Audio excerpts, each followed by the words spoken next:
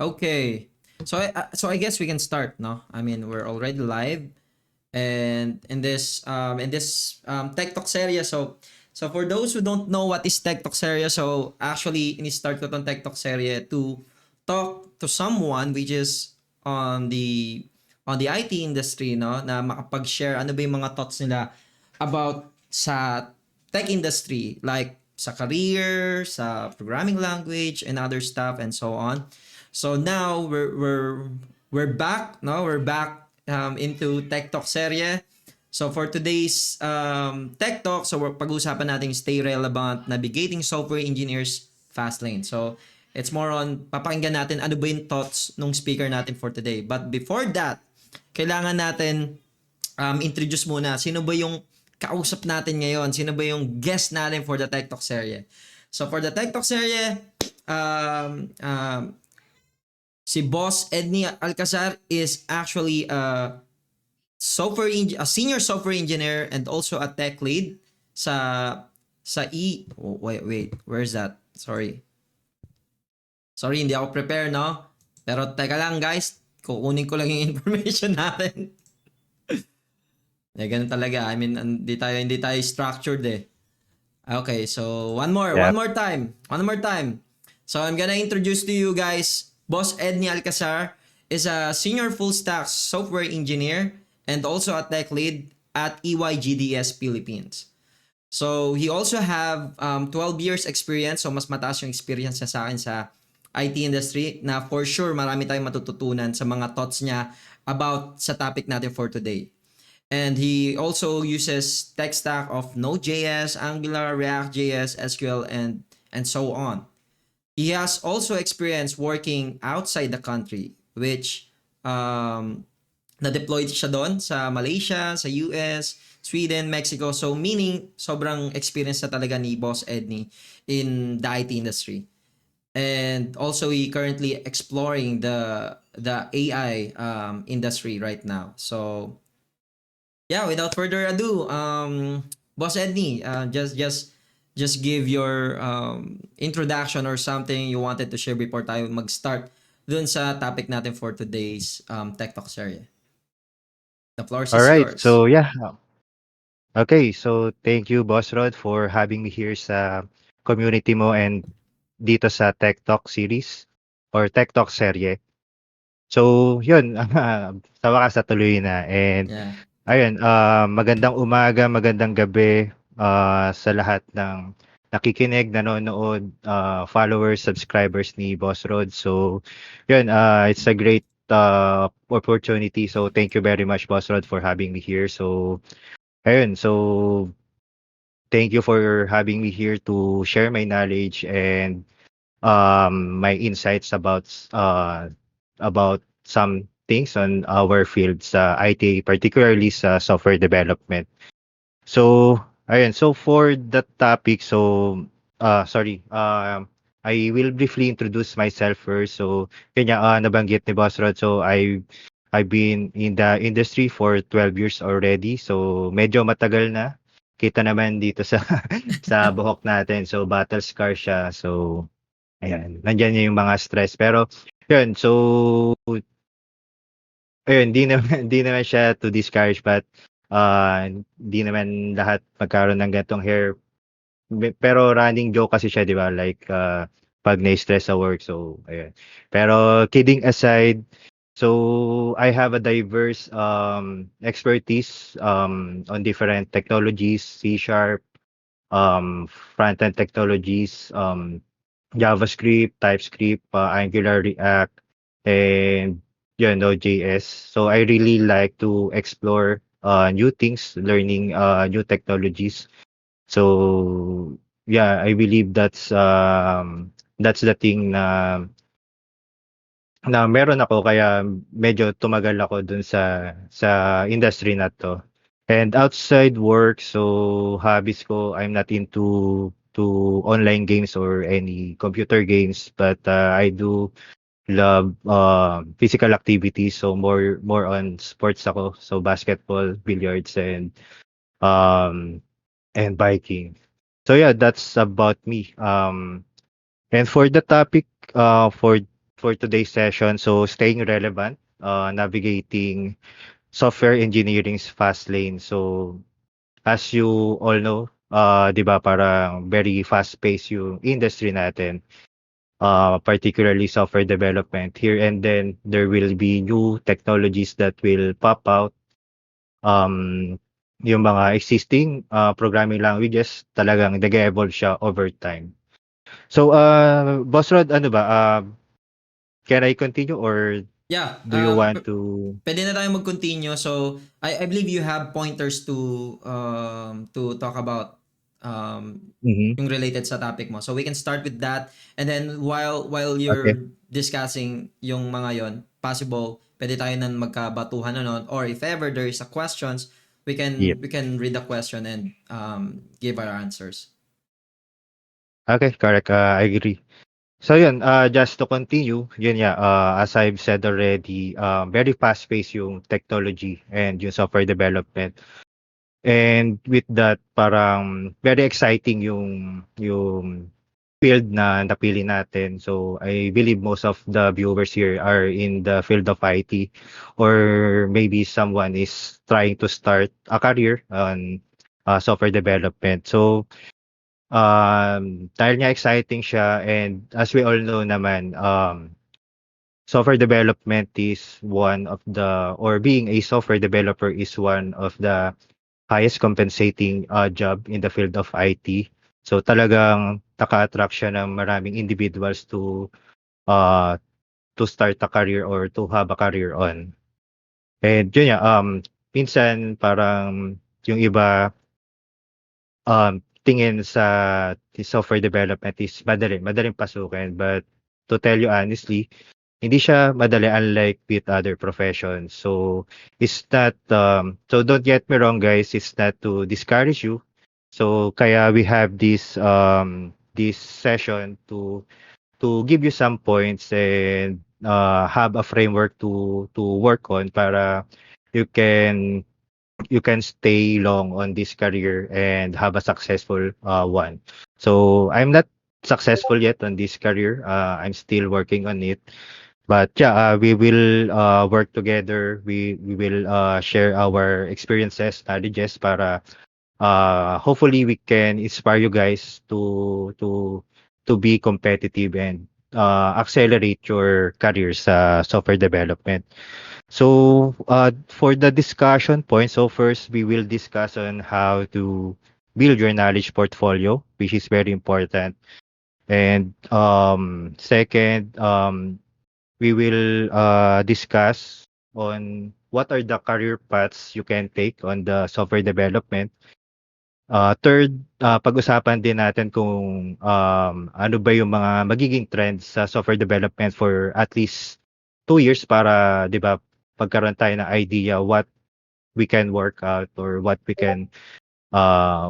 need to learn on the coming Right. years to stay ready. And if we still have time, so I can give some pointers para you can succeed on your job interviews and land the job that you wanted on this field. So Right, yep. right. Mhm. So, addition to that, no. So, actually, guys, the reason why I'm doing this, no, I'm actually talking to someone na who also really interested or who also have experience in IT industry, so that yung pagbigay ko ng mga opinions ko is hindi siya parang isolated sa akin lang, no? Parang hindi lang bias, ito lang yung laging opinion ko, ito lang yung papakinggan nyo lagi. Yung advice ko, ito lang yung laging papakinggan nyo. I just wanted to see as well kung ano ba yung mga insight nung ibang may experience. Kasi gusto ko rin malaman kung same ba kami ng mindset, same ba kami Mhm. ng nakikitang problem, nakikitang solution to solve these things in the IT industry. So that's why having a Tech Talk series is something very helpful for everyone. Not only for me, but also for those who really wants to be a software engineer, be a quality engineer, QA, project manager, and stuff that is related to IT industry. So in this topic, pag-uusapan natin ano yung mga career paths, ano yung mga possible paths na kailangan nyo gawin, ano yung mga na-experience na namin ni Boss Edney na-experience ko na, Mhm. na possible nyong gawin in the future if you really want to go, or I mean, if you really want to follow your dream to become a software developer, software engineer. Okay? Yep. So yun, that's really the importance of having this discussion, and yun nga, yung community, for us to really know kung ano ba yung nangyayari talaga in actuality. So for this session, I didn't prepare a slide or deck because we want this to be interactive. So siguro yun nga, kami ni Boss Rod talaga yung mag-uusap para makapagbigay ng insights sa inyo, but you guys can participate actively on the chat box, so you can uh, put your comments and questions nyo. Binabasa naman namin yun. So yun, to start with, so let's talk about building knowledge portfolio. So before we start, or before I start talking about that, so eto, medyo mainit-init na topic to, 'di ba, sa social media, yung diploma o diskarte. So boss, ikaw ba, tingin mo sa field natin, Oh, what is important? yeah. Diploma ba, diskarte? Oo nga 'no, ito yung pinaka ano, ito yung trending, no? Mhm. Bakit diploma, diskarte 'no, ayun yung pinaka-trending. Pero for me 'no, for me, well, I believe marami na rin nagsabi na, both 'no, pero for me talaga is both. Pero yung mga tao kasi na sinasabi na diskarte lang, ano yun, yun yung mga taong nakachamba lang. Nakachamba lang sila talaga. Pero doesn't mean na kung nakachamba sila na puro diskarte lang, doesn't mean na Mhm. kaya na yung ma-apply sa lahat. Kasi iba pa rin pagka may diploma ka, which pagka before ka kumuha ng diploma, you also applying diskarte, no? You also applying diskarte how Mhm. how to pass your subject, 'di ba? How to complete your Yep. OJTs and stuff. So, siguro nakita ko no, both siya. It's just that sometimes having just diskarte, sometimes it works. Pero very rare, Mhm. no? Pero pag both yung ginawa mo, mas malaki yung chance mo na tipong may foundation ka dun sa diploma, and then pagka sinamahan mo ng diskarte, mas solid yung combination, mas mabilis ka makakuha ng mga something na gusto mong ma-achieve in your career. So for me, it's both. It's something that you need to combine Mhm. kasi there's no right answer kasi may kanya-kanya tayong experiences. May kanya-kanya tayong mga na Yep. na na experience sa buhay na syempre na-experience mo yun, yun yung tingin mong tama. Pero for me, it's actually it's a both. It's both. So it's better to have both. Mhm. It's higher chances of winning, I guess. Yeah. Yep, correct. I agree with you.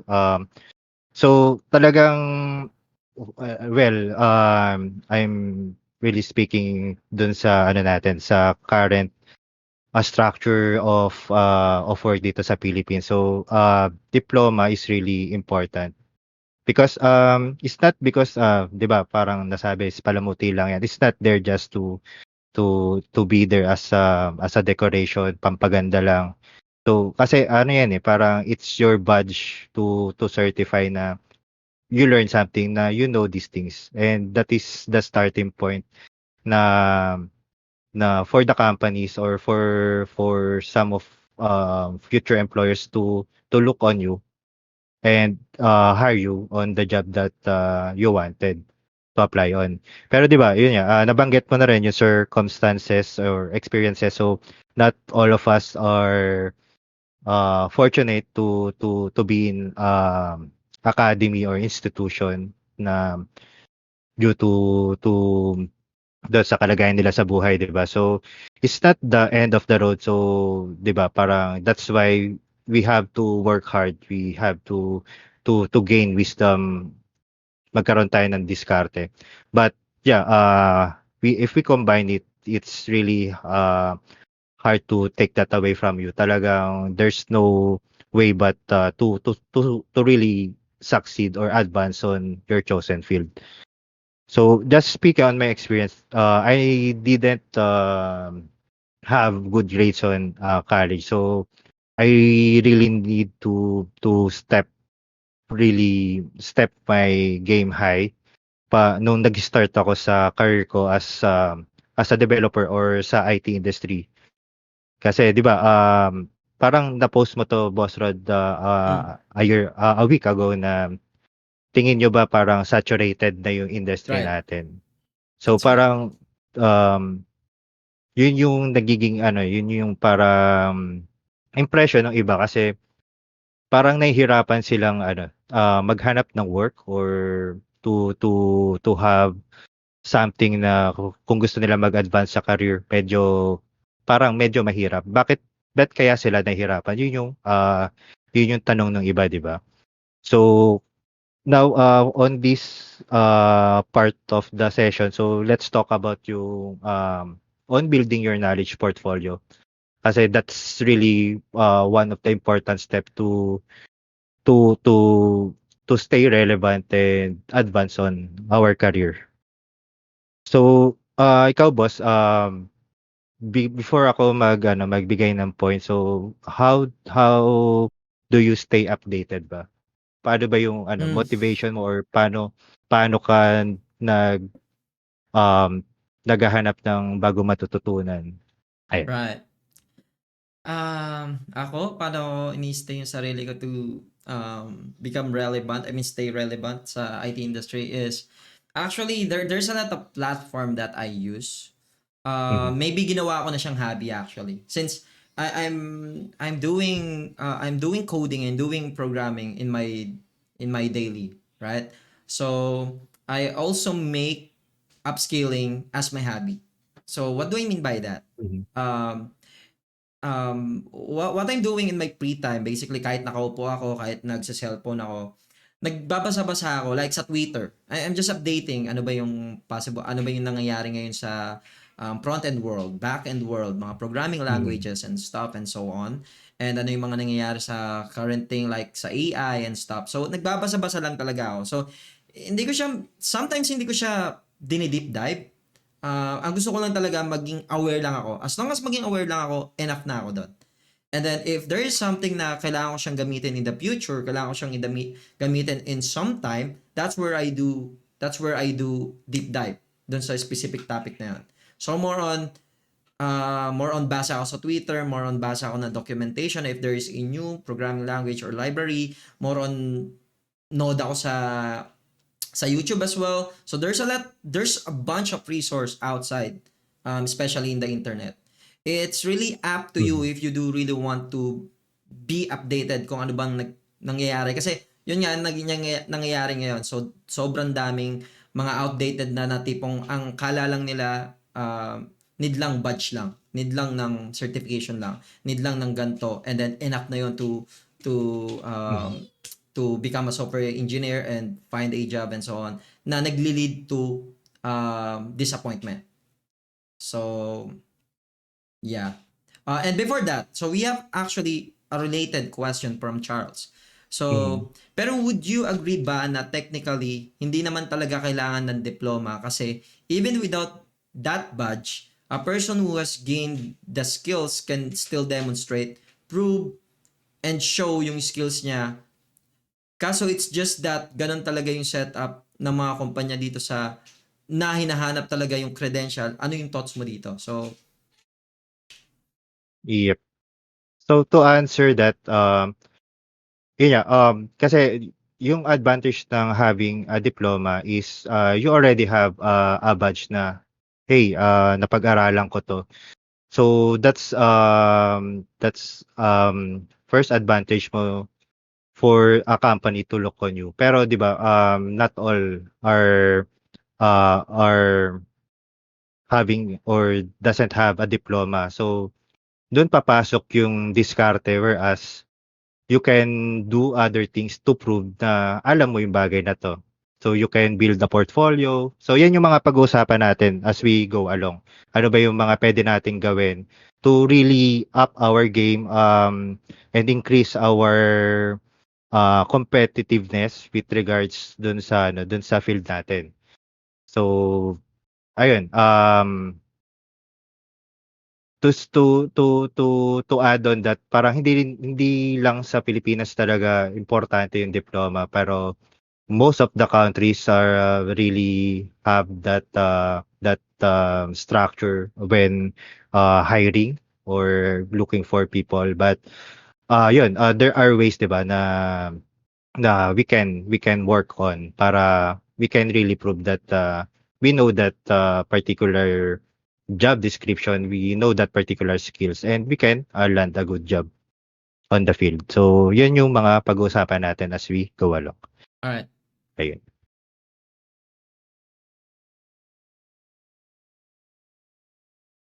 So, ako siguro share ko lang dun sa question ni Charles, no, na hindi na kung agree ba talaga tayo sa na kailangan ni diploma to, to demonstrate kung ano yung skills mo. So basically for me, like what I said kanina, no, if you combine the two, it's super powerful. But if you don't Yep. have one, something not very tricky, no? It's gonna be depends on the person how he market himself or himself, no? Or how he demonstrate yung capabilities niya or how he can showcase yung mga nagawa niya na. So maybe for me, it's not really a thing, no? But something Mhm. that you need to have. Like what I said, it's pagka meron ka ng both, it's like mas malaki yung chance mo to win the game, right? Mhm. But if you don't have Correct. one, you can still find some job na hindi nagre-require nun, but make sure na you're strong enough or you're skilled enough to showcase ano yung mga kaya mong gawin. So, yeah, that's my Correct. that's my opinion about it though. Yep. So, yun. Kasi hindi rin naman lahat natututunan sa school. That's the reality. And we really need to take further step. Doon na pumapasok yung diskarte.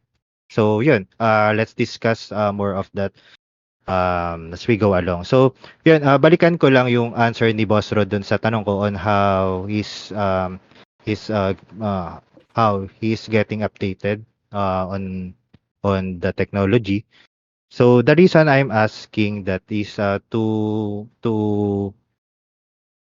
show to the viewers na yun yung mga possible ways. That's a really a good example on how we become relevant dun sa career natin and advance on our field.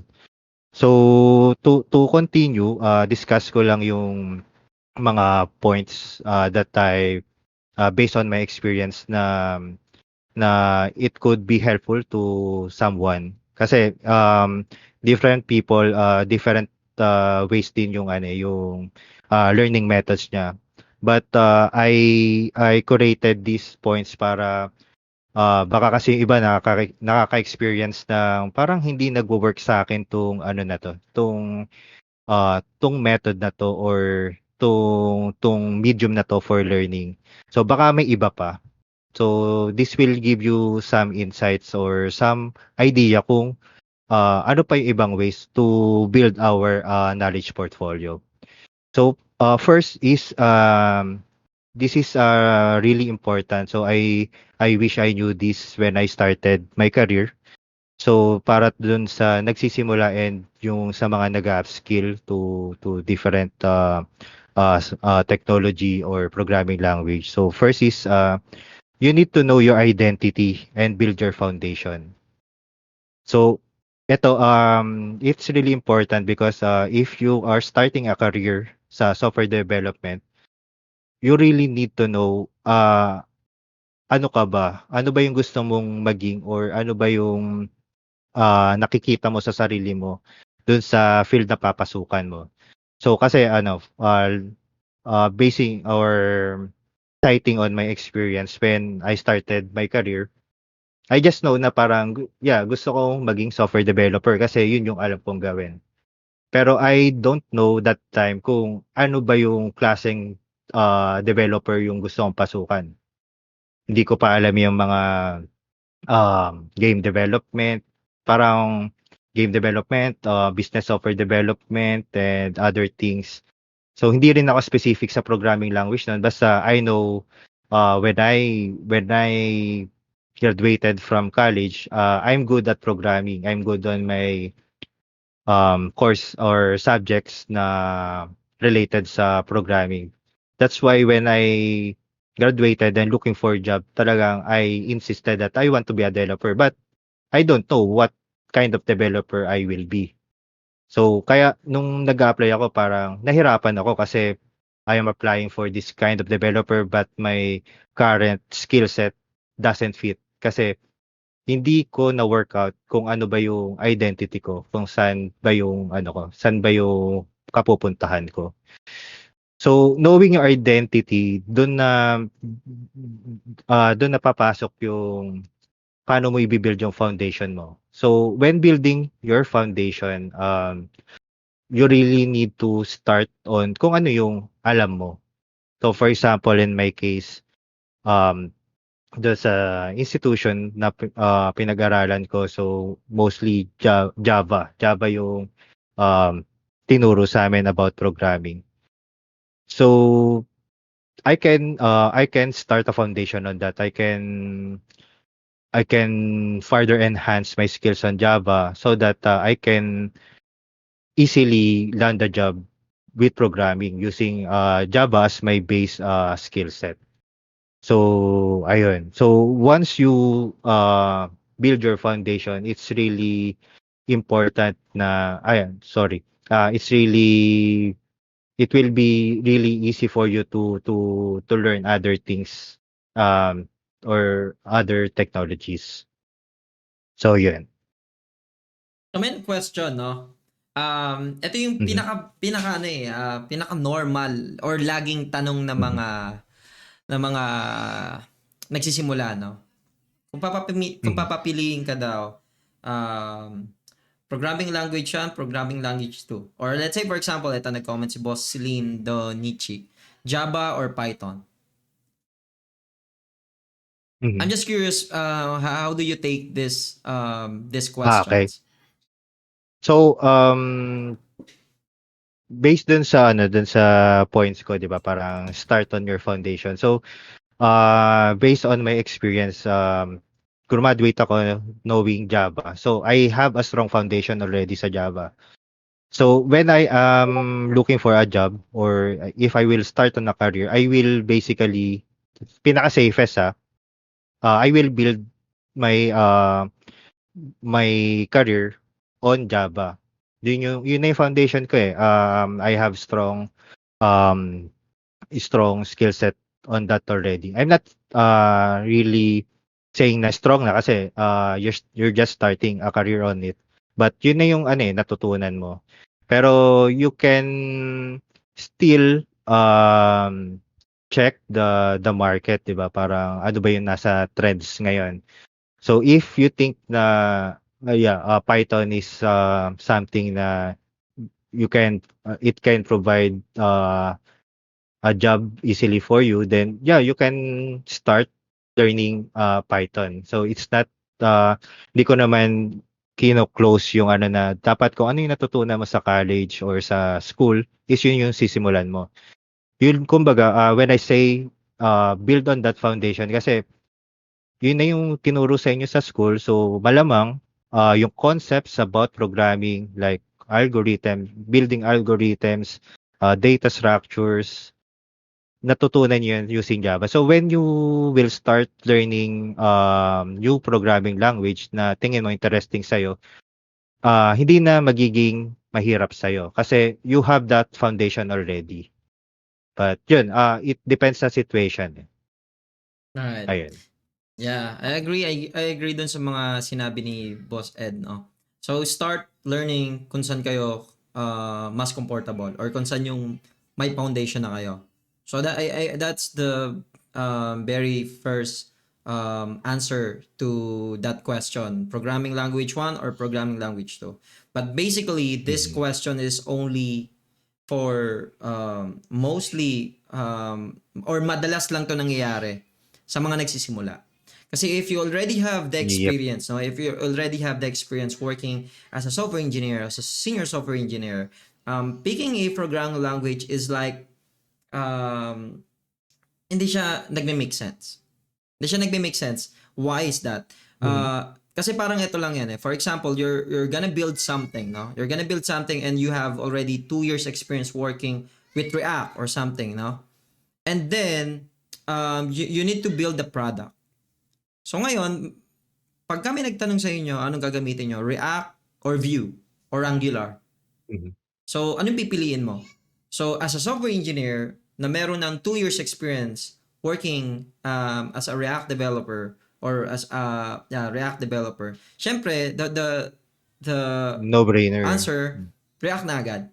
I mean, Yep. wala nang doubt doon. Wala nang double checking if mas maganda ba si React, mas maganda ba si Vue or mas maganda ba si Angular. It's like yung yung yung tanungan about anong programming language mo, hindi siya talaga nag-make sense in the real world. It will only make sense pagka, let's say, you really want to take a risk, no? So or maybe you're doing some POC, proof of concept. And then saka lang nagme-make sense yung pagpili ng product or pagpili ng Mhm. programming language if you already experience a problem with your current programming language na ginagamit mo. So, ganun siya nag-work eh. So, again, no? If ever na napapaisip ka pa rin anong gagamitin mo, programming language 1 or programming language 2, always stick first kung saan yung meron na kayong foundation. Comfortable. So, Mhm. yun talaga yung the best way to um to handle those questions. Correct. So, yung common question din dito kasi minsan sa academy tinuturo pa rin yung mga low-level languages. So, minsan mga tanong sa akin, do we really need to master that low-level languages like yung mga assembly, C? Right. So again, it's up to you but for I mean on my opinion, parang there's no need na eh. Parang we are living currently sa ano eh, sa technology na meron tayo or dun sa mga emerging technology. So why not invest na dun sa mga new technologies na meron tayo. But again, meron din kasi talagang ano market pa dun sa mga legacy programming languages. So medyo maganda rin yung compensation. So but it's up to you kung yun yung path na gusto mo i-take. Pero ganun pa rin, you really need to work on it like further expand your skills. So ang medyo mahirap lang when you choose to stay on legacy programming languages. So mababa na yung mga communities or Right. onti na rin yung mga community supporting that. So parang it will be I would not say hard pero it will be challenging to advance on that.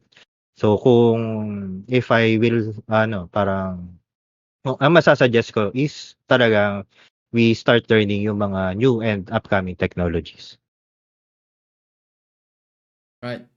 So yes. So that's number one. So we need to know or our identity and build foundation on it. So once we know our identity and build our foundation, so what we need to do next is to stay updated. So we must consume contents. So how we can do that? So we are very fortunate right now kasi parang freely or napaka-open source na nung knowledge at this time, 'di ba? Parang yung internet is really powerful. We can get information in the in the in the web freely as we want. Unlike before talaga you need to invest on books, you need to invest on academy. So, yun, what are the ways, 'di ba? Parang first is enroll on academy. So, we have yung mga online academy diyan, mga plural site, Udemy. So, Kasi whether we like it or not, parang we really need to invest time and money if we want to progress. Pero I'm not saying na you spend a lot of money just to learn these things. There's some alternatives on it, 'di ba?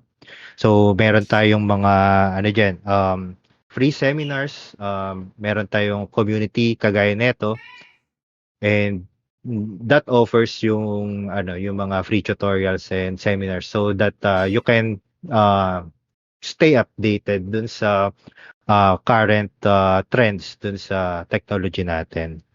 So and one thing is we can also utilize or maximize yung AI technologies. So eto parang mainit-init din na topic to na parang kasi having AI really uh, ano parang it create uncertainties not just on our field but also in the other fields as well. Parang is it there to replace us? Parang no, it's not built to replace us, but it's just to supplement our work. So one thing we can maximize AI is to uh to to to use that as a learning medium. So 'di ba parang common saying to na pag developer ka, Google is your friend. So you need to have bad Google skills, researching skills sa Google kasi doon ka makakahanap ng mga answers sa questions na meron ka when you are developing or building something. So now we have an AI, so it can be uh, a body, parang Assistant. it's a learning body for you, assistant. So last time si Boss Rod nag-live siya, parang he tackles Python programming. So nakita ko ginagamit niya si ChatGPT to supplement yung learning niya. So that's a good example of how to use or maximize AI on our learnings. That's right. So yan. Mhm. Yeah, I agree on that. So, like what I said, no, to stay updated sa IT industry, no, you need to utilize kung anong mga sources or resources na meron tayo sa internet, like Twitter, Stack Overflow, Yep. Google, AIs, Claude, ChatGPT, yung mga yan, pwede nating i-utilize. So it's just that Mhm. hindi lang natin kailangan mag 100% rely sa mga yon.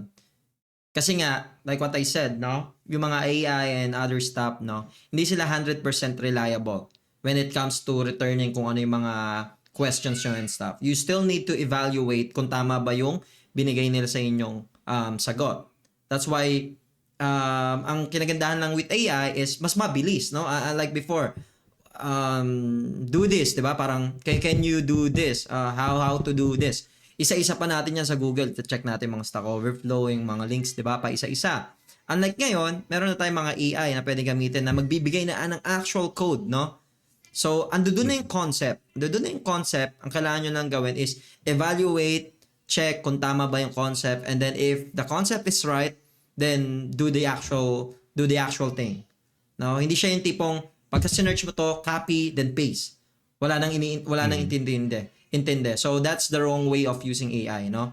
So pagka gagamit kayo ng AI, always make sure na you ask the question, you give a prompt, you receive a response from the AI, evaluate, then implement.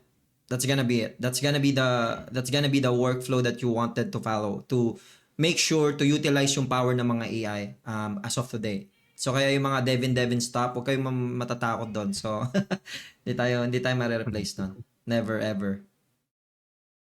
Yeah. So yep.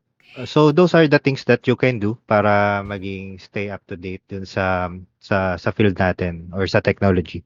So third is aside from enhancing our technical skills, ito very important to. So we also need to enhance our soft skills. So ano ba yung soft skills? So yan yung mga non-technical stuffs like um interpersonal communication, doing documentation, ano pa? Collaboration. Having collaboration, having a good time management. So, minsan kasi ito yung mga napapansin ko sa mga na-interview ko na they rely too much on their technical skills, which is great foundation, di ba? But in actuality, hindi lang talaga technical skills yung pagaganahin natin if we want to survive on this career, di ba? So, kasi we are working, I'm not sure if, pero I'm sure na most of us is working on a team. Lalo na maybe you are only one in software development team, but you are working with other team like yung stakeholders nyo, yung boss mo. So you really need to know ano ba yung ano or to enhance your soft skills. And aside from enhancing your soft skills, you really need to familiarize yung mga industry level knowledges. Kasi if you will be on to business application, so you need to familiarize yung mga terms and concepts dun sa particular industry. So it's not just about enhancing your knowledge sa programming languages, sa mga database systems and infrastructure stuff. So you need to um, do outside work then to really know what uh, are the things that you might build in the future and ano ba yung pwede nating gawin with our skills sa programming. That's right. Mhm. Yeah, so I agree, no? Soft skills talaga is one of ano yan eh, required. Kumbaga required talaga yan. Required yung both technical and soft skills. Kasi Mm. you don't want to have only a technical skills. Kasi how do you express yourself? How do you communicate to Correct. your teammate? How do you collaborate? How do you brainstorm? How do you solve problems with them? How do you become a team leader? How do you become a team player? So those are the things that you need to understand for the soft skills. Kasi Mm. importante yung collaboration. Importante yung communication. Mm. So that's Mm. why it's very important to have those Yes. knowledge. So, ayun. Aside, yun nga, dun sa mga seasoned professionals natin, given na yun eh, parang you already acquired this number of years on your experience. So, given na parang you have this level of knowledge. So, minsan, if we will look for a new job because we want to advance our career. So parang napapansin nyo hindi na masyadong technical yung mga tanong. So it's more on the attitude because they really need to assess kung fit ka ba sa organization and particularly dun sa team na pagtatrabahuhan. So ayun, yung soft skills naman is ano eh para it's more on experience, I would say. Parang hindi naman talaga siya natututunan overnight, like reading a book. Unlike yung technical skills, just do some tutorials, read some books. But there are some resources, 'di ba, with regards sa soft skills so that you can know, ito pala yung dapat kong gawin or ito pala yung mga i-expect ko when I come in dun sa profession na yun. So it's just it's a good foundation to know that and as you go along on your career, kapag na-experience mo na yun, parang eto pala yung nabasa ko so I need to do this on this kind of situation. So yun, kaya very important talaga yung it's as important as technical skills yung pag-enhance natin ng soft skills. So next, May all question right. tayo. So may question yata. Yeah, from Dayan.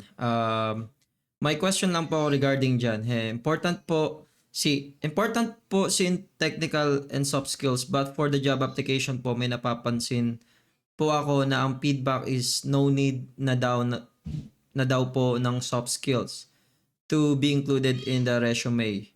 Is that fine po? If that's the case, paano po nila makikita yung soft skills ni applicant? Doon na po ba papasok yung Mhm. interview observation? Okay, so pahapyawan natin 'to kasi ano, parang gusto ko 'to i-reserve dun sa later ano natin discussion. But to answer the Oh, sure. question, hindi naman talaga required ilagay yung soft skills. So pero dun sa 'di ba sa 'pag gumagawa tayo ng resume or yung CV, we have the overview or we have yung ano, yung parang introduction of yourself. So, you can use that number of paragraphs to express what kind of developer are you, what kind of an individual are you Right. on a team. So you Agree. can maximize that portion. And yun, yung soft skills talaga is ano as based on my experience talaga makikita mo siya or makikita mo talaga siya sa interview. Ma-observe Right. mo on the person. So yun. Right, agree. All right. So next, we also need to diversify our portfolio. So what do we mean by that? So, 'di ba parang when we starting a career, we are focused on a particular programming language or technology. But along with that, we want to stay aligned or at par dun sa other technologies because we don't know kung hanggang kailan magiging relevant yung programming language na currently you have a skill on. So from time to time, parang you need to check what are the features na meron sa programming language na to or sa framework na to so that kung in case may fallback ka to in case mangyari na mahirapan ka na makahanap ng trabaho or uh, to upskill your level dun sa particular technology na yon. So it's really important na you will have knowledge dun sa other technologies and programming languages. So it's not really you will not you are not required to learn those things but at least you will have a knowledge on. Kasi kapag yun nga, if you are a seasoned professional na, it's really easy to ano to adapt. Kasi parang pare-parehas din kasi ng concepts yan. Nagkakaiba lang talaga sa syntax and features ng mga programming languages. And as you start looking on dun sa other stuffs or other skill sets, parang um, parang mapapansin mo parang ang daling i-absorb kasi you already have that good foundation that you work on those years. So, yun, parang it's just kasi yun nga, 'di ba, fast-paced yung technology. Hindi natin alam kung ano ba talaga yung magte-trend, ano ba yung magiging relevant pa for the coming years. So, we need to stay ready in case that happens. Ayun.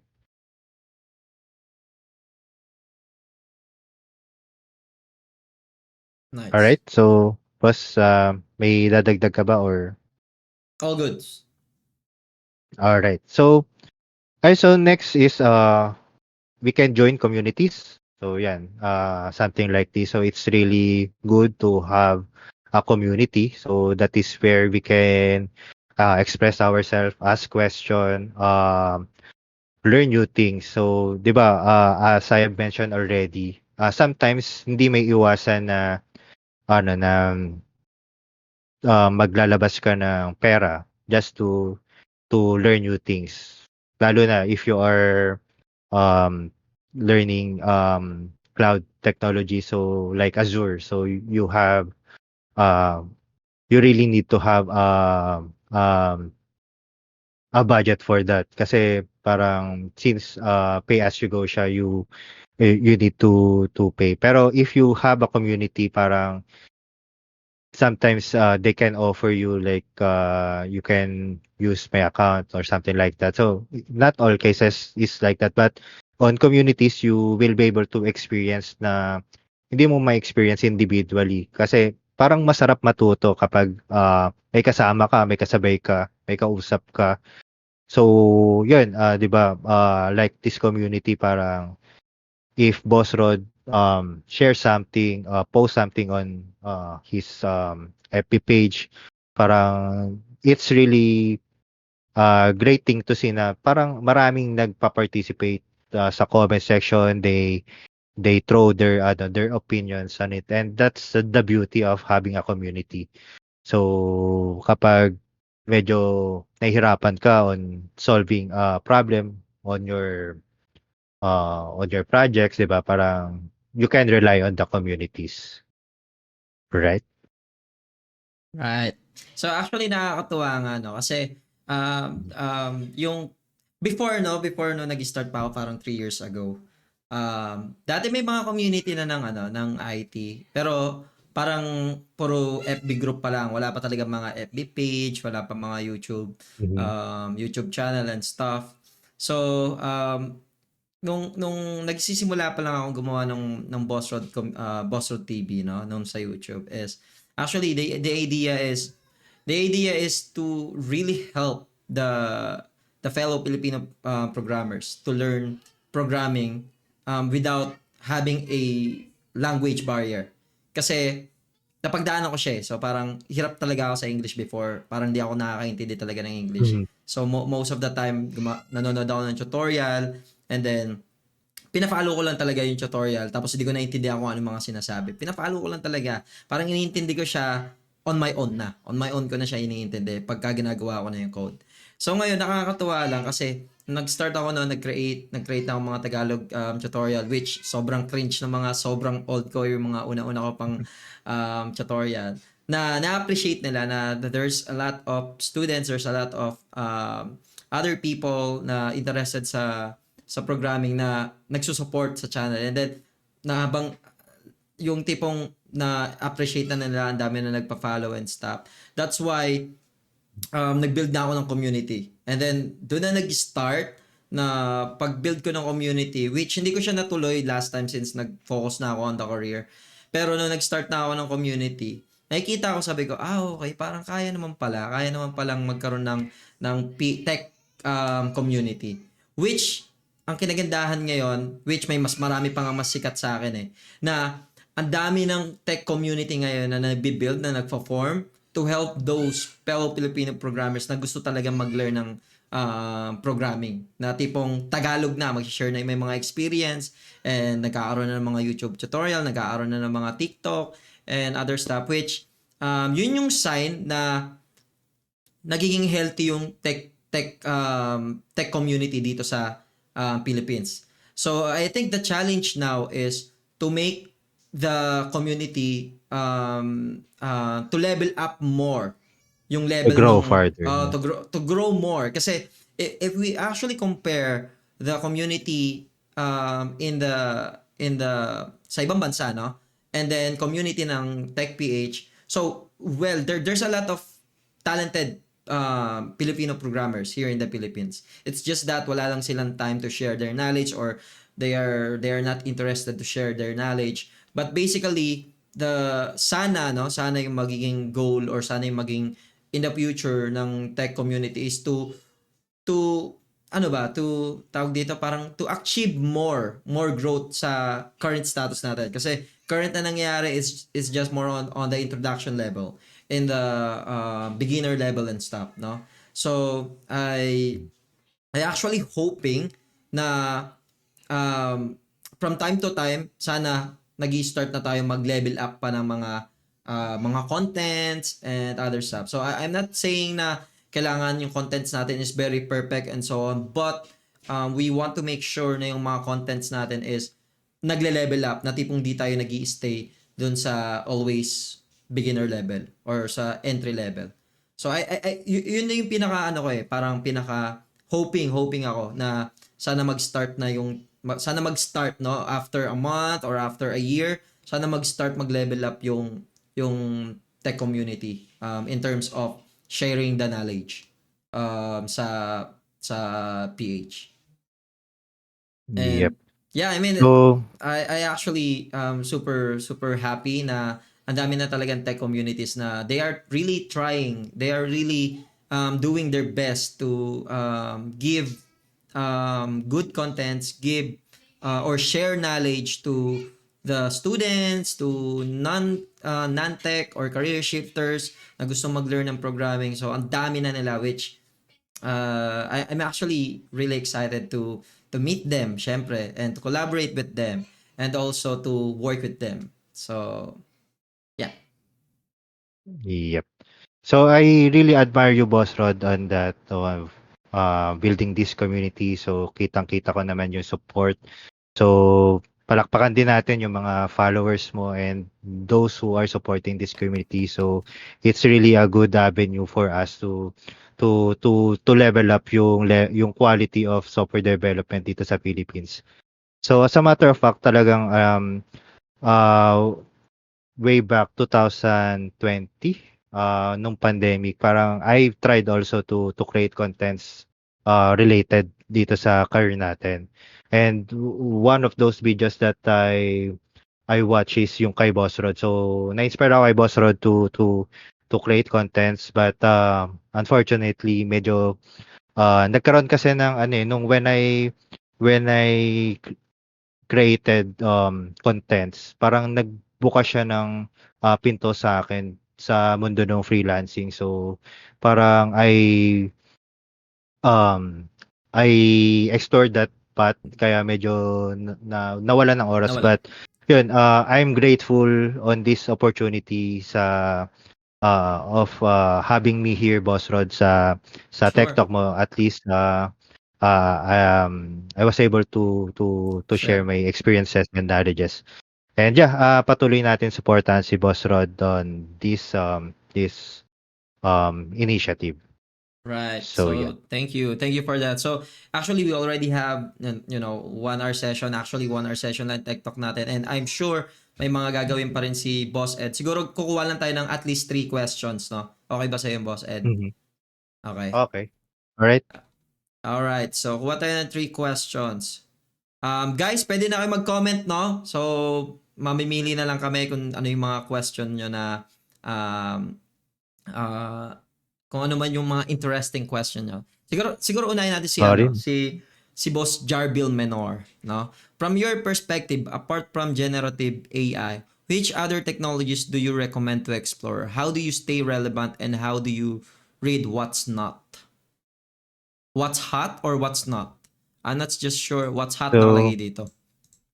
ayan. So yun, shoutout sa'yo, Jarville. So, yun. Um, 1 hour na, no? Bilis ng oras. Yeah, So, isa din kasi yan sa gusto ko sana ma-discuss. Pero, pahapyawan na lang natin. for So, sure. yun. What are the trends, di ba, in software development for at least next 2 years? So, yung nakikita ko na aside from Gen AI, di ba, emerging emerging technologies, magiging trend dyan is yung low code, no code development. So whether we like it or not, talagang magiging trend siya in the upcoming years. So nandyan pa rin yung cloud computing and blockchain. So that is something that we can also explore. And yung progressive web apps. So parang mas mag-i-invest pa rin yung company sa progressive web apps, unlike investing on native applications. So nandiyan pa rin talaga yung web development. Magiging trend pa rin siya for the next 2 years. And Right. as for the programming languages, mga nakikita ko magte-trend is yung syempre yung Python, because of yung support AI. niya sa AI, machine learning. So yan yung magiging trending, and JavaScript, syempre, and TypeScript and other front-end development frameworks. So maraming lalabas diyan actually. And meron akong naririnig ngayon yung Rust. I wasn't able to explore that yet, pero there are um there are a lot of companies that really migrating on using Rust programming language. So wala pa masyadong details doon. So maybe I can explore on that, and next time I can share some knowledge on it. Ikaw, Nice. boss. Yung mga explore, yeah, I guess I do agree sa mga sinabi mo. I guess yung mga pwedeng explore, I'm always basing on the market actually. So, Mhm, kasi if nag-base lang ako sa preference ko, it's good. I mean, kasi gusto ko siya. Pero the bad thing is, magagamit ko ba siya dun sa market? Ma-utilize ko ba siya dun sa market? Is it really worth it to study another language if hindi ko naman siya magagamit sa sa mhm. work? Actual. So it's like Mhm, choosing something na magagamit mo sa market or pang personal mo lang. So for me it's always parang inaano ko yun eh. Parang mayroon akong selection ano yung pang personal lang na gusto ko lang i-explore, ano yung pang market. So pagka sa market, mhm, tipong kunyari, gusto kong pumasok sa AI. So I will definitely go with Python, no? So if ever naman gusto kong sa backend side and then I want to have some Kubernetes setup and other stuff or server side, I will try to learn Go. Kasi mhm, sa Node.js, I already done a bunch of things. So for the backend side, I would go with Golang because if you actually check the market, it's actually increasing the job market for that. And for the front end side, it's very tricky. So I still sticking with my React Next.js. expertise.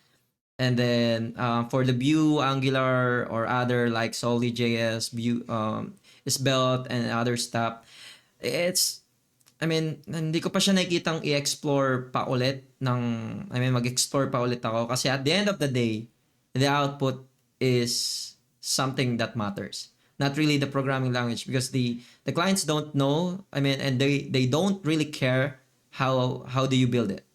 What kind of programming language? So it's really choosing what ano yung magagamit mo sa market at saka ano yung hindi mo magagamit sa market. So ganun ko siya tinitake. Okay, we have also another question here. Um, Anong opinion mo about sa bilis ng web development world ngayon? Na sobrang bilis ng progression in the sense na parang every now and then may bagong frameworks and tools and technologies. All right. So yeah, for the past pace ng software development, 'di ba? We have to live with it. We need to stay updated. But kagaya nung nasabi ni Boss Rod, so he's sticking with React. So it's it's not really na kapag may lumabas na bago, you will invest time on it. Parang it's good to have a knowledge on it, have have an insight or kung ano ba yung ginagawa nun. But investing time to really um to be an expert on it, parang hindi siya applicable kasi kagaya nung React, Angular, yan yung mga, or Vue, yan yung mga leading front-end development frameworks.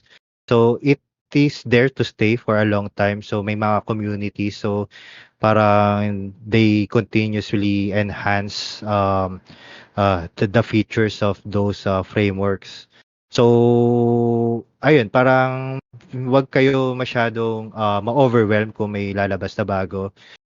But yeah, you can look on it, learn what are the features, and if that is something na talagang magiging market leader, then you will have the liberty to to further learn on it, and have a career on it.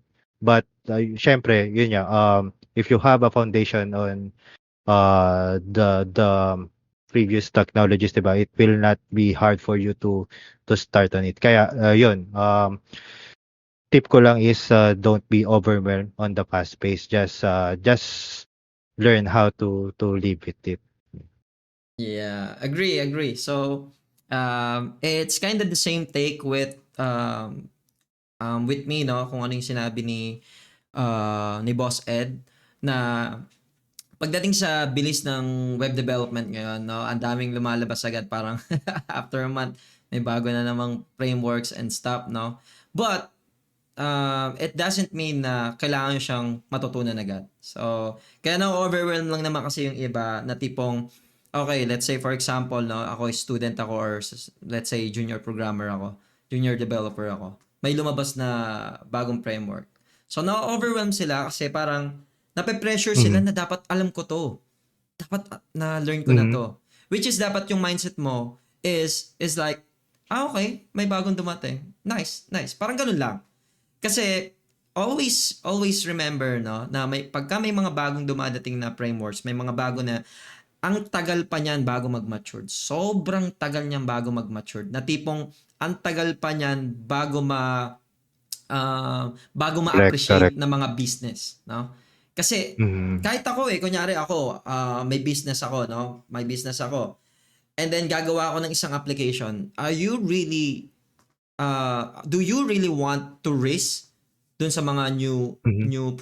new frameworks or new programming language na lumabas na tipong ang daming shining things na tipong ang ganda nito, na-resolve yung problem nito, blah blah blah. All frameworks, no? All frameworks or all programming language has its own problem, no? They have their own problems. So there's no perfect programming language, no? Na tipong Correct. pagka ginamit mo to, solve lahat ng problema. No. At some point, magkakaroon ka ng problema diyan. So in being a practical minded is something I'm always doing, no? Na tipong every time na may bagong dating, titignan ko lang siya, okay parang nice nga siya, okay siya sa ganito, blah blah blah and so on. But hindi ko siya i-deep dive agad-agad. Hindi ko siya parang i-implement sa gantong project ko, especially kung magiging product talaga siya or something. Hindi ko siya implement kasi hindi siya something na mapagkakatiwalaan ko in the future na yung ibang frameworks or yung ibang language na nagra-run na, which actually pati nga yung mga legacy, 'di ba? Like yung PHP, 'di ba? So um yung kumbaga pagka mga bago, parang okay ano lang parang okay reaction lang kayo dapat. Di kayo ma-overwhelm na tipong kailangan yung habulin, no? Kasi na-overwhelm lang Mhm. naman kayo or nape-pressure lang kayo kasi gusto nyong habulin, gusto nyong matutunan yun agad-agad, which hindi siya nagme-make sense in reality, no? Always focus on what you're doing. Always focus on what your current skills and up skills. No, kasi kunyari, Mhm. meron ka ng 2 years, meron ka ng 3 years working experience sa React and so on. Hindi mo pa rin masasabi na goods ka na doon.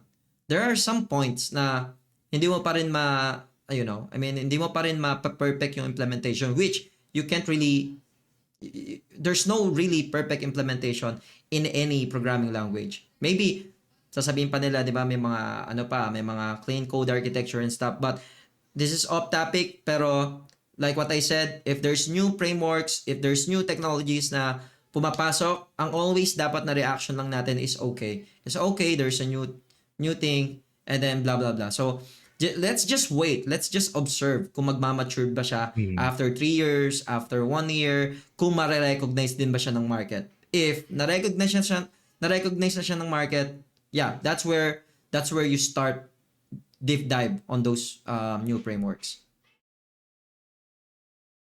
Yep. So yun, don't get us wrong guys, parang baka isipin nyo, parang dini-discourage namin yung pansinin yung mga new technologies. It's not just that. So we just don't want you guys to be overwhelmed. So just siguro quick lang, share ko lang yung experience ko before regarding dito sa tanong na to, kasi before, way back 2015, we're doing Angular JS that time, the first version of Angular. Then parang bago pa lang si AngularJS that time, it's still evolving parang pero nag-boom kaagad siya. Then after 1 year or two, naglabas na ng panibagong version ng Angular, which is the version 2 or the current Angular that we know right now. So parang that time parang hindi masyadong pinansin. Pero kasi yung purpose kasi no Angular 2 is to fix yung mga issues ni Angular version 1 na hindi na nagawa dahil nag-boom na kaagad eh. So that time parang onti lang yung pumansin sa amin. Ako parang I spent some time to learn or to know what is the advantages of Angular 2 over Angular version 1.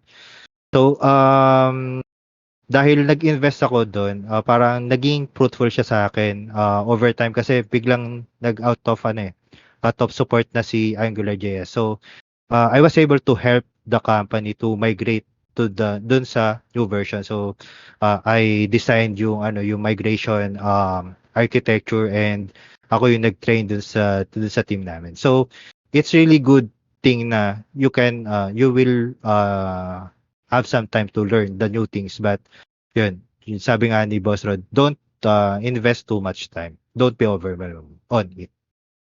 So yeah. Yeah. Siguro ang mga factor lang, no? Kasi gaya ng question dito ni Boss Charles, no? As someone na matagal na sa IT industry, ano masasabi mo sa recent development sa web dev na parang binabalik yung web standard and practices dati? For example, Next.js, HTMX, and etc. No? Parang nagpabalik sila sa parang mga PHP like implementation na nasa server na and other stuff. Another example is yung mga frameworks na ina-adapt na yung web APIs or yung mga web standards like si Solid.js, no? And Svelte, or yung HTMX na ni-utilize yung paggamit ng hypermedia. Anong thoughts mo sa mga gantong klaseng nangyayari sa front-end world or sa web world na bumabalik na All tayo right. sa parang dati na parang Okay, ini-improve yung kasi mga frameworks na ngayon. Go ahead. all right. So like hindi ako masyadong familiar sa Next.js, but I will answer this question based sa knowledge ko sa React and Angular. So for those two front-end frameworks, para ang naging advantage kasi niya that time is yung pagiging single page applications niya. So very dynamic yung the way it was structured. You can easily build pages and have it presented dun sa presentation layer quickly, like you don't need to render it from the backend. So ngayon bakit binabalik? Kasi there are some issues on single page application, like yung ang tawag dito search engine optimization. So that is something na hindi kaya ng mga single page applications like React and AngularJS or Angular. So parang medyo nahirapan sila Angular and React to apply those things. Kaya siguro yung mga evolving or yung mga emerging na front-end development frameworks parang nagkaroon na, or if we say na bumabalik, that is something because hindi naman siguro the intention is to go back to the old one or to the Jurassic one. It's more on they are expanding the support for those kind of situation. Kasi yun parang nangyari is parang sinolve namin to issue with the old one, pero hindi namin na consider to. That's why kailangan natin gumawa pa ng mga workarounds. So siguro yun yung thoughts ko on this one. Yeah, actually, I mean, somehow the same thing, no, na the same thing yung ano natin, thoughts. So basically for me, no, in my opinion, the reason why the frameworks or the web front end world niya, no, parang nagpakonti-konti nag-move back sila sa full stack development, like yung front end, yung parang PHP, kasi pagka nag-PHP ka, 'di ba, you can do the server side and also the client side, and just using PHP. So ngayon sila Next.js, sila Svelte, sila Solid.js, bumabalik sila sa ganong klaseng standard, no? Which I think it's a good thing. Ang nakikita ko the reason, no? The reason na nangyayari is um, yung yung spa or yung sa client side is they are now more aware, or actually they already learned from the mistake na nangyari in the past, no? Kasi right now, since everything is on the client, yung JavaScript bundle ando dun din, so yung mga security concerns as well is visible on the client side. So the reason why they are trying to do implementing it on the server, or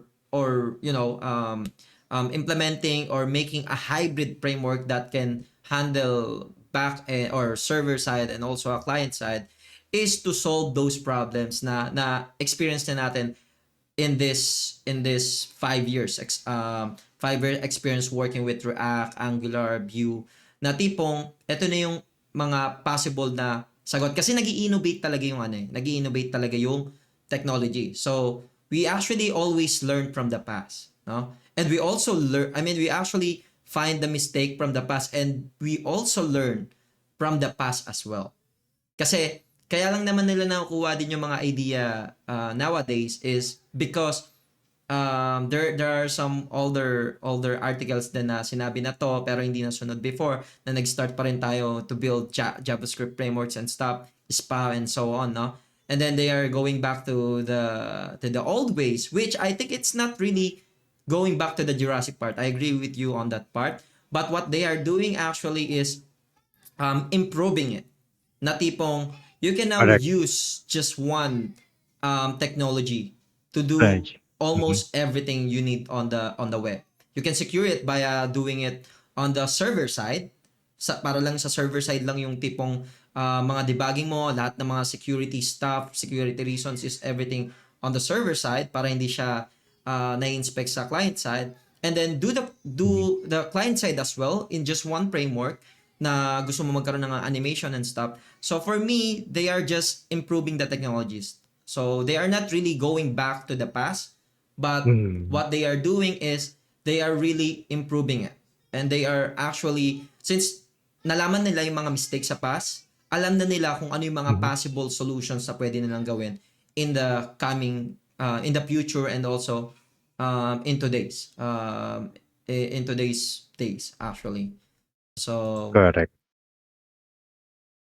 yeah, Ayun. So, may nag-PM sa akin, Boss Rod. go So, ahead, go may ahead. question. Di ko alam kung nakikinig pa, pero i-PM ko na lang din siya after. For So, kay sure. Boss RJ. So, question niya, wait, nag-close, sorry.